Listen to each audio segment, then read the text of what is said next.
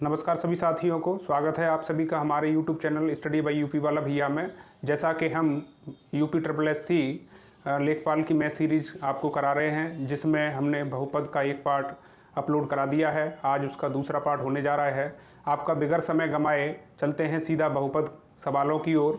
तो आपका आज का सवाल है, यदि p कोष्टक में -3 बराबर 0 हो तो बहुपद px का गुणनखंड क्या होगा। तो इस प्रकार के सवालों में जैसे कि आपसे पूछ रहा है गुणनखंड क्या होगा, तो आपको सीधा ये देखना चाहिए कि x का मान निकाल के और जो भी समीकरण दिया हो उसमें अगर आप रख देते हैं और उस समीकरण को हल करने पर उस समीकरण का मान अगर 0 हो जाता है तो आप कह सकते हैं कि उस बहुपद का मान या उस बहुपद का गुणनखंड हो सकता है।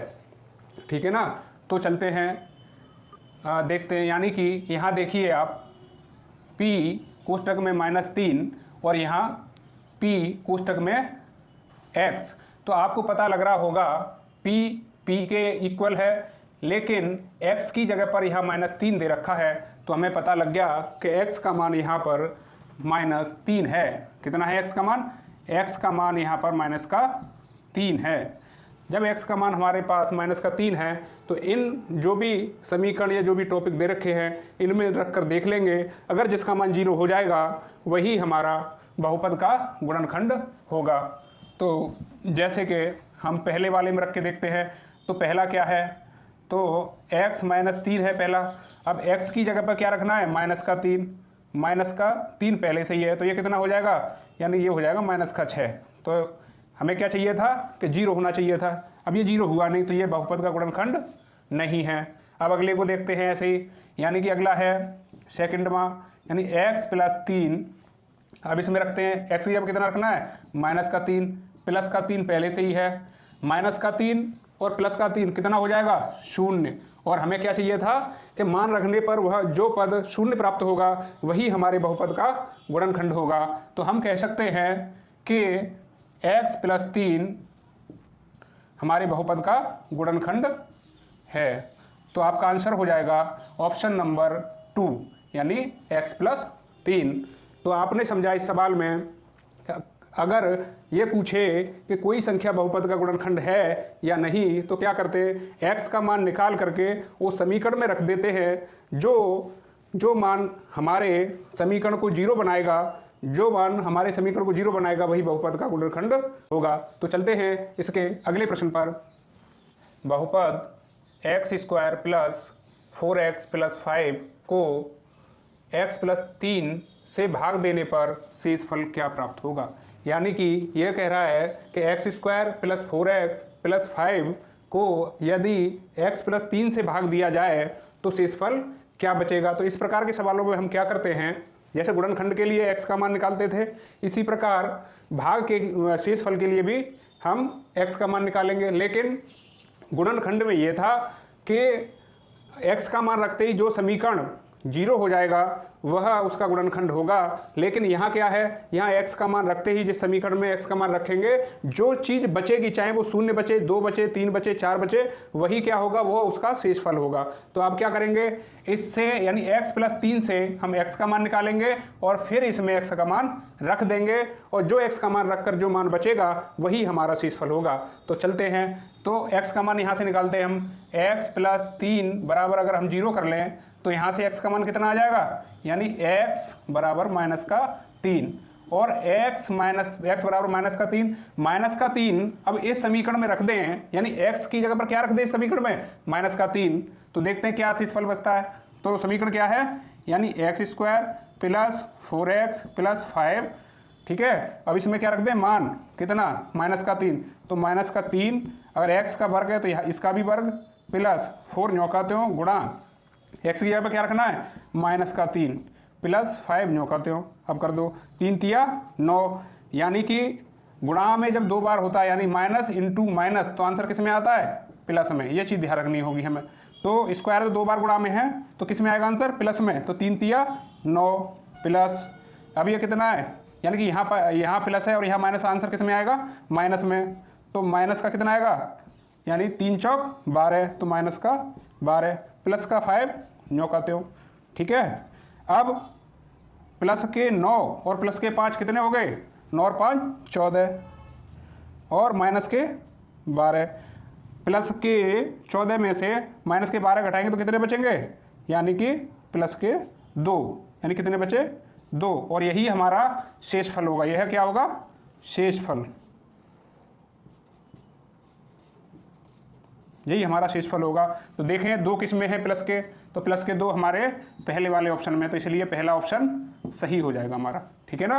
तो आपको समझ में आया कि हमने शेषफल के लिए क्या किया, यानी x + 3 से x का मान निकाला और इसमें x² + 4x में रख दिया, तो हमारा जो हल करके मान रख के जो आंसर आया 2, वही हमारा शेषफल होगा। तो चलते हैं इसके अगले सवाल पर। अगला सवाल है x³ माइनस का 3x² + 4x माइनस का 12 का एक गुणनखंड है।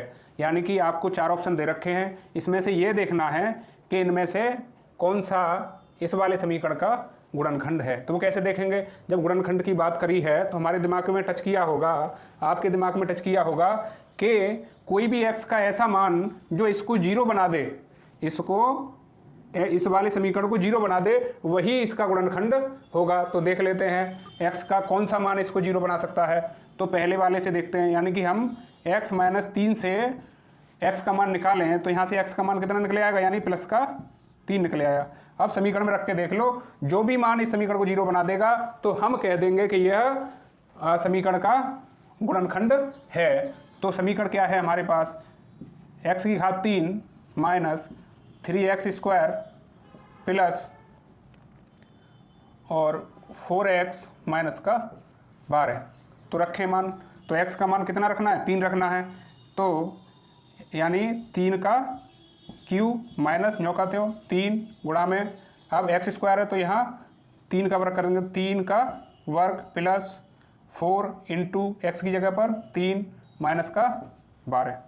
अब देखो करते हैं इसको, तो इसके कितने हो जाएंगे? 3 × 3 = 9 27, माइनस है यहाँ माइनस, और यहाँ कितने हो जाएंगे? 3 × 3 9 और 9 × 27, 27 ये भी माइनस के, अब ये प्लस के दोनों, तो ये कितने हो जाएंगे? यानी 4 × 3 12, प्लस के 12 और माइनस के 12 ये। तो प्लस के 27 से माइनस के 27 खत्म, प्लस के 12 से माइनस के 12 खत्म, क्या बचा? 0। किस वाले से? यानी कि हमने x - 3 वाले का यूज किया और इससे हमारा समीकरण 0 हो गया। तो अतः कह सकते हैं कि x - 3 इसका एक गुणनखंड है। और इसका एक और तरीका हो सकता है, अगर कोई समीकरण हल हो सकता है और हल करके देख सकते हैं कि अगर उसका कोई भी गुणनखंड इसमें से मैच खा रहा है तो वो भी इसका दूसरा तरीका हो सकता है। तो इसका दूसरा तरीका क्या हो सकता है? तो पहले आप समीकरण को लिख लो। समीकरण आपने ये लिखी रखा है, इनके 2 वो बनाओ ब्रैकेट टाइप के। तो इसमें क्या करना है, यानी समीकरण है हमारा x³ माइनस 3x² प्लस का 4x माइनस का 12। ठीक है, जैसे हम हल करते आए हैं, तो इसमें से क्या कॉमन आ जाएगा? यानी इस वाले में से क्या कॉमन आ जाएगा? तो यानी x² कॉमन आ जाएगा। तो यहाँ क्या बचेगा? x माइनस का 3 बचेगा। यहाँ से प्लस का 4 कॉमन ले लो, तो प्लस का 4 कॉमन ले लो तो यहाँ x माइनस का 3 बचेगा। वही यद का बन गया आपका, एक कोष्टक में x² प्लस का 4 और दूसरे कोष्टक में x माइनस का 3। तो ये आपके समीकरण के गुणनखंड हो गए। अब ये देख लो कि ये वाले जो गुणनखंड हैं इनमें से कोई मैच खा रहा है क्या? हाँ साहब, बिल्कुल खा रहा है। कौन सा खा रहा है? x - 3, तो x - 3। तो ये भी एक तरीका हो सकता है गुणनखंड ढूंढने का। तो इससे भी, इस वाले तरीके से भी x - 3 आया और 0 वाले तरीके से भी x - 3 आया। तो आशा है कि ये सवाल आपकी समझ में आया होगा। चलते हैं अगले सवाल की तरफ। तो आपका अगला सवाल है 2x³ प्लस 4x प्लस 6 का एक गुणनखंड है। जैसा कि पिछला सवाल हमने किया है उसी टाइप का ये दूसरा सवाल है। तो हम क्या करते हैं, पहले यहाँ से x का मान इस समीकरण में रख के देखेंगे और जो मान इस समीकरण को 0 बना देगा तो हम कह देंगे कि ये इस समीकरण का गुणनखंड है। तो चलते हैं, तो पहले वाले से देखते हैं। तो यहाँ से क्या आ जाएगा x का मान? x - 1 बराबर 0 से x बराबर 1, यानी x बराबर अगर 1 रख के देखें इस समीकरण में तो देखते हैं क्या होता है। तो समीकरण क्या है हमारा, यानी 2x³ प्लस 4x प्लस 6, इसमें क्या रखें? x बराबर 1, तो 2 9 का त्यों, x की जगह पर 1 घात 3 है तो 3 प्लस 4 इंटू x की जगह पर 1 प्लस 6। अब हल कर लेते हैं। एक कितने भी घात हो उसका मान एक ही होता था, 2 प्लस 4 एकम 4 प्लस 4 प्लस 6, यानी कि 6 और 6 12, यानी कि ये 0 नहीं हुआ, तो कहेंगे ये गुणनखंड नहीं है। क्या? ये गुणनखंड नहीं है। लेकिन अगला देखते हैं, यानी दूसरे उस ऑप्शन से देखते हैं। तो दूसरे ऑप्शन में क्या है, x + 1 बराबर अगर 0 लें तो यहाँ से x का मान कितना आ जाएगा, -1। तो अब समीकरण में x बराबर -1 रखकर देख लेते हैं तो समीकरण क्या है, यानी समीकरण है 2x³ प्लस 4x + 6। ठीक है, रखते हैं इसमें, यानी 2 न्योकाते हो गुणा में x³ 3 है तो -1³ प्लस 4 न्योकाते हो गुणा में -1 और +6 करें, क्योंकि जब 3 बार गुणा हो रहा है इसका तो कितना आ जाएगा, इसका मान किस में आएगा, माइनस में, तो -2। अब माइनस और प्लस आंसर किस में आएगा, आंसर आएगा आपका माइनस में, तो -4 और +6 न्योकाते हो, यानी कि -2 और -4 कितने हो जाएंगे, -6 और +6 दे रखा है, 6 से 6 कट जाएंगे तो यहाँ कितना आ जाएगा, 0।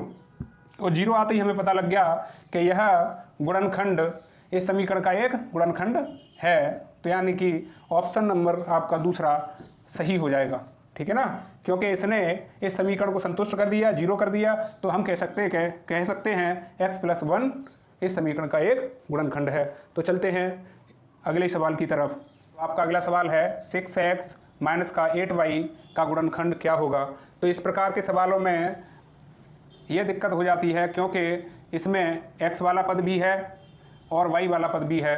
तो यहाँ पर एक जैसे पद होते तो हम क्या करते कि x का मान निकाल के समीकरण में रख देते थे, उससे पता लग जाता था कि वह गुणनखंड है या नहीं। लेकिन इसमें भी डरने की बात नहीं है, क्योंकि यहाँ भी जो मान दिए हुए हैं वो x y के पदों में ही दिए हुए हैं। तो हमें क्या करना है कि इसके फैक्टर करके देख लेते हैं, जितने फैक्टर होते हैं देख लेते हैं कि कोई मैच खाता है क्या। ठीक है, तो हल करते हैं इसको। तो सवाल है आपका 6x - 8y, तो इसमें से क्या कॉमन आ जाएगा, 2 कॉमन आ जाएगा, यानी 2 कॉमन आ गया तो यहाँ बचा 2 तिया 6 हो जाएगा, यानी 3 बचा यहाँ अंदर, x बचा, -4 बचा और यहाँ y बचा। तो देखें कोई मैच खा रहा है क्या, बिल्कुल मैच खा रहा है, यानी कि 2 कोष्टक में 3x - 4y, यानी कि जो हमारा पहला ऑप्शन ही मैच खा रहा है। तो हम कह सकते हैं कि 2 कोष्टक में 3x - 4y समीकरण का गुणनखंड है। तो यही आपका आंसर हो जाएगा। चलते हैं इससे अगले सवाल की तरफ। तो अगला सवाल है x³ - x² का गुणनखंड क्या होगा। तो इस प्रकार के सवाल में क्या करना है, इसका आपको गुणनखंड कर लेना है और जो ऑप्शनों में मिल जाए वही आपका आंसर होगा। तो चलते हैं, करते हैं गुणनखंड। तो आपका सवाल है x³ - x², इसमें से क्या करें, अब क्या कॉमन आ रहा है, x² कॉमन आ रहा है, तो x² बाहर, कोष्टक में क्या बच जाएगा, x - 1। तो देखो किसी ऑप्शन में मिल रहा है क्या, बिल्कुल मिल रहा है, आपका ऑप्शन नंबर 2 में मिल रहा है। क्या मिल रहा है, यानी x² कोष्टक में x - 1। तो कह देंगे कि x² कोष्टक में x - 1 यही एक गुणनखंड होगा। तो आंसर कितना हो जाएगा, x² कोष्टक में x - 1 समीकरण x³ - x² का गुणनखंड हो जाएगा। तो आशा करते हैं कि इस टाइप के सवाल आपको आज समझ में आए होंगे और इसी के नेक्स्ट टॉपिक के साथ फिर हम मिलते हैं नेक्स्ट वीडियो में। आज के लिए बस इतना ही। धन्यवाद। Thanks for watching.